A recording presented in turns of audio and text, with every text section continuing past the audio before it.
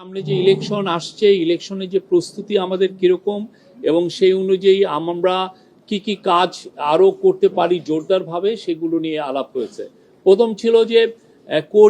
Coordination বাড়ানো, army, police এবং গ্রাসরুটের যে লোকাল অ্যাডমিনিস্ট্রেশন, এদের মধ্যে কোঅর্ডিনেশন বাড়ানোর কথা বারবার জোর দিয়ে বলা হয়েছে এবং এই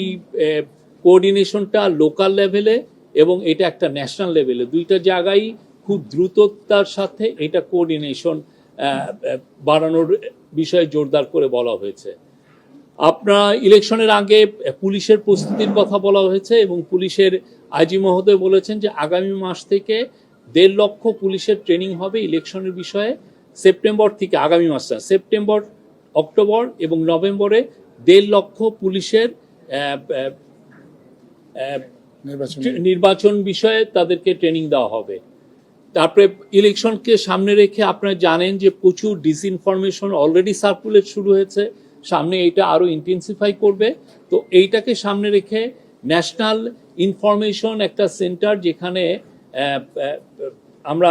খুব দ্রুততার সাথে এই ডিসইনফরমেশনগুলোকে আমরা ডিবাঙ্ক করতে পারবো, সেইটার একটা ক্রিয়েট করার চিন্তাভাবনা হচ্ছে এবং এটা নিয়ে অনেক বিশদ আলোচনা হয়েছে। চিফ অ্যাডভাইজার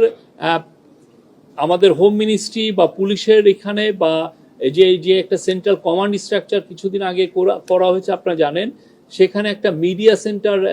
প্রতিষ্ঠা করার কথা বলেছেন, যাতে করে খুব দ্রুত এই আইন শৃঙ্খলা সংক্রান্ত যে কোনো